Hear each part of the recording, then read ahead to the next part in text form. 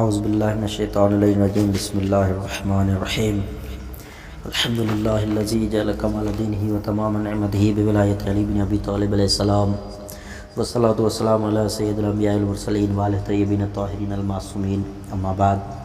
فقد قال امیر المؤمنین علی بن ابی طالب علیہ السلام بسم اللہ الرحمن الرحیم مرزوقۃ بوقتہا لا فلح منان ولا یحرمها الدیان۔ ناظرین کا اسلامی محترم السلام علیکم ورحمۃ اللہ۔ درس نہج البلاغہ کا خطبہ نمبر 228 کا حصہ دوم آواز جان کی بارگاہ میں حاضر ہے۔ گزشتہ درس میں ہم نے چیونٹیوں کی خلقت کے بارے میں چند عرائض پیش کیے تھے، اور آج بھی اسی خطبے کی 228 خطبے کے حصے دوم میں بھی امیر المومنین نے چیونٹی کی خلقت کے حوالے سے بیان کیا ہے کہ مولا فرماتے ہیں کہ اور اس کی حالت کی مناسبت سے اس کے لیے رزق کی راہیں کھولی ہیں۔ احسان کرنے والا اللہ اس سے غافل نہیں، جزا اور رزق دینے والے نے اسے محروم نہیں رکھا ہے، خواہ چونٹیاں اپنے بل خشک چٹانوں اور پتھروں ہی کے اندر کیوں نہ بنا لے، اگر تم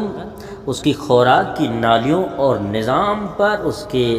بلند و پست حصوں میں غور فکر کرتے اور یہ سوچتے کہ اس کے اندر والے حصے میں اور اس کے پیٹ اور پسلیوں میں کیا کیا اور کیسا انتظام ہے، اور اس کے سر میں آنکھوں اور کانوں میں کیسے تعلق پیدا کیا گیا ہے، تو تم اس کے لیے ایک عجیب مخلوق ہونے کا فیصلہ کر لیتے اور تمہیں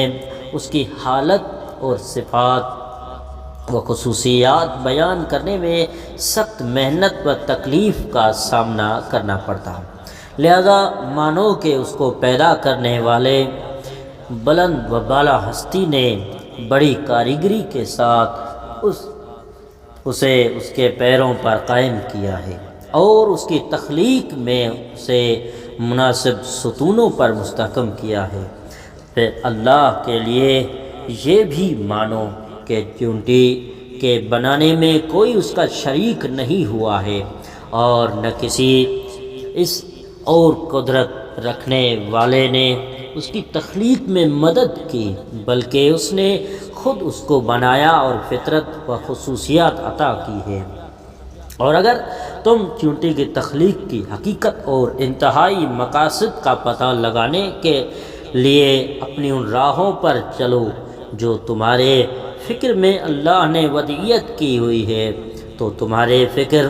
کی ساری راہیں اس کے سوا اور کوئی دلیل نہ دیں گی کہ چونٹی کا خالق بھی وہی ہے جو کھجور کا پیدا کرنے والا ہے، کیونکہ ہر چیز کی تفصیل نہایت گہری باریکیوں سے تعلق رکھتی ہے، اور ہر زندہ چیز کے اعضاء اور بناوٹ میں بڑا غیر محسوس سا فرق و اختلاف ہے، اور اللہ کی مخلوقات میں خواہ وہ جلیل قدر واضح اور بڑی چیزیں ہوں یا بہت باریک غیر محسوس مخلوق ہوں، خواہ قوی ہو یا ضعیف ہو یا سخت ہو یا نرم ہو، وہ سب یکساں تخلیق کی قانون کے ماتحت ہیں۔ اسی قانون کے ماتحت آسمان آتے ہیں، ہوائیں آتی ہیں، پانی اور فضا سب یکساں طور پر شامل ہوتے ہیں۔ تم سورج اور چاند پر نظر ڈالو، نباتات اور درختوں کو دیکھو، اور پانی اور پتھروں پر غور کرو، ان راتوں کے اور دنوں کے اختلاف پر گھٹنے بڑھنے اور موسم بدلنے کو دیکھو، ان سمندروں کے اجرا پر اور ان پہاڑوں کی کثرت پر نگاہ ڈالیں، اور پہاڑوں کی چوٹیوں کی بلندی کو دیکھیں، اور زبانوں کے فرق پر اور بولیوں کے اختلاف پر غور کریں۔ ان سب میں ایک ہی ہمیں گیر قانون نظر آئے گا، چنانچہ افسوس ہے ان پر جو اللہ کے مقرر کیے ہوئے مقدر کو نہیں مانتے اور مدبر کائنات کے معاملے میں ہٹ درمی اور جھگڑا کرتے ہیں۔ ان کا دعویٰ ہے کہ وہ تو نباتات کی طرح ہیں، ان کے بونے والا کوئی نہیں ہے، اور نہ وہ اپنی صورتوں وغیرہ کے اختلاف کا کسی کو بنانے والا مانتے ہیں۔ انہوں نے اپنے دعویٰ کو کسی دلیل و حجت پر قائم نہیں کیا ہے، اور نہ سنی سنائی گپ شپ کے تحقیق ہی کر کے سمجھا ہے۔ کیا کوئی عمارت بغیر معمار کے بنتی ہے، یا کوئی جرم بلا مجرم کے سرزد ہو جایا کرتا ہے؟ اگر تم چاہو تو ٹڈی کے لیے بھی کچھ بات کرو کہ اللہ نے اس کو بھی 2 سرخ رنگ کی آنکھیں دی ہیں، اور ان آنکھوں کے چاندوں سے 2 چراغ روشن کر دیے ہیں، اور اس کے 2 چھوٹے چھوٹے کان بھی بنائے ہیں، اور نہایت موزوں منہ بنایا ہے، اور بڑی تیز اور طاقت اور محسوس کرنے کی قوت بھی دی ہے، اور اس کے 2 دانت بنائے ہیں جن سے وہ پتیوں کو کاٹتی ہے، اور درانتی کی طرح 2 پیر بھی دیے ہیں جن سے وہ پکڑنے کا کام لیتی ہے۔ کاشتکار اپنی کھیتیوں کے سلسلے میں اس سے ڈرتے ہیں۔ اگر کاشتکار سب مل کر چاہیں کہ ٹڈی دل کو ہانک دے تب بھی وہ کامیاب نہیں ہو سکتے، یہاں تک کہ ٹڈی دل اچھلتا کودتا کھیتی پر چھا جاتا ہے اور اپنی خواہش پوری کر لیتا ہے، اور اس کی کل قد و قامت ایک باریک اور چھوٹی انگلی کے برابر بھی نہیں ہوتی۔ بہت بابرکت ہے وہ ذات جسے تمام آسمانوں اور زمینوں کی مخلوقات خوشی اور ناگواری دونوں طرح سجدہ بجا لاتی ہے، اور اس کے حضور میں چہرہ اور گالوں کو خاک میں ملتے ہیں۔ عاجزی اور سپردگی اور کمزوری کے عالم میں اس کے سامنے سر اطاعت خم کیے ہوئے ہیں، اور اس کو خوف اور پارسائی کی صورت میں اپنی باغ ڈور سونپے ہوئے ہیں، اور تمام پرندے اور اپنی پرواز کرنے والے اس کے حکم کے مطیع اور مسخر ہیں۔ اس نے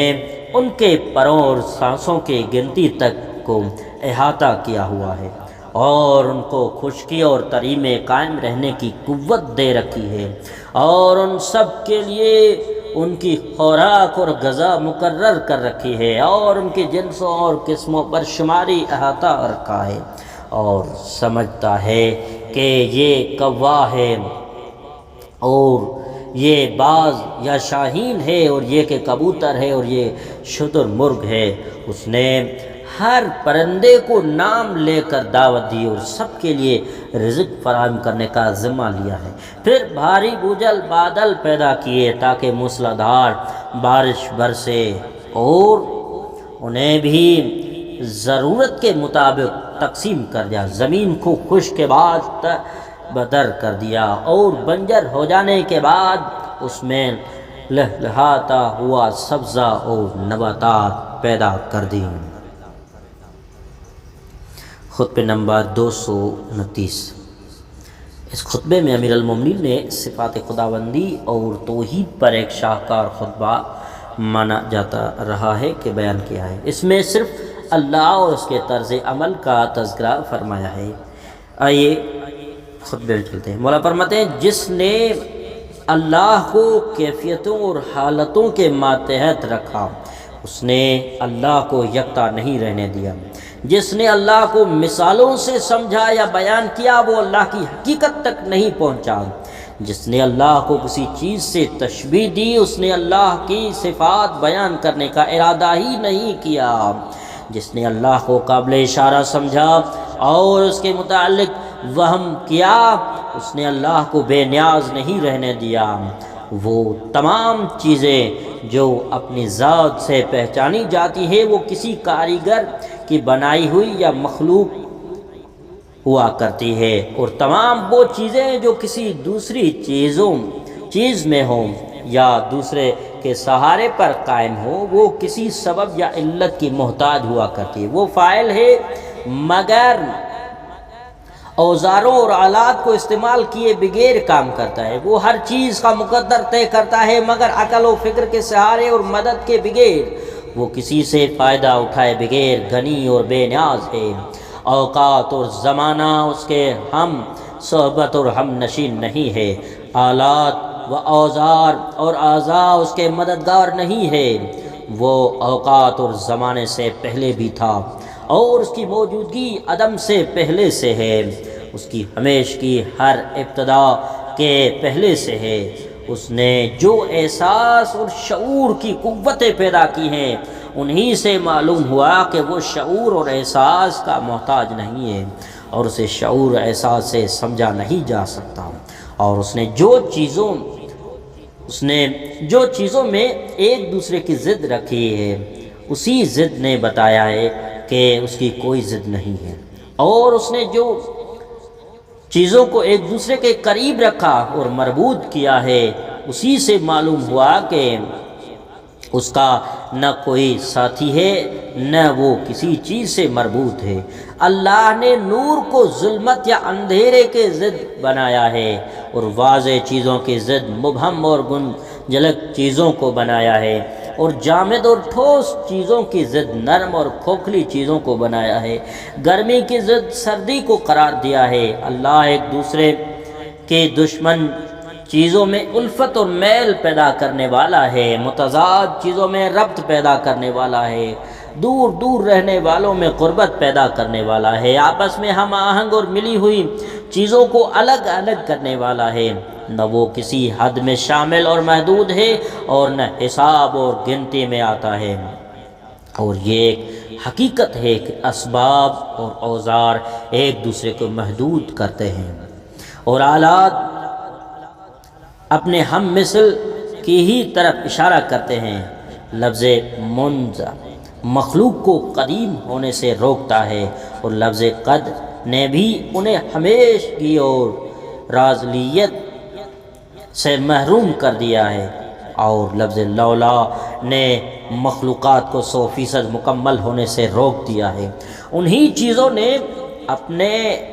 خالق کو عقلوں پر روشن کیا ہے، اور انہی چیزوں کے دباؤ نے اللہ کو آنکھوں کے نظر کی قوت سے نکال دیا ہے۔ السلام علیکم ورحمۃ اللہ وبرکاتہ۔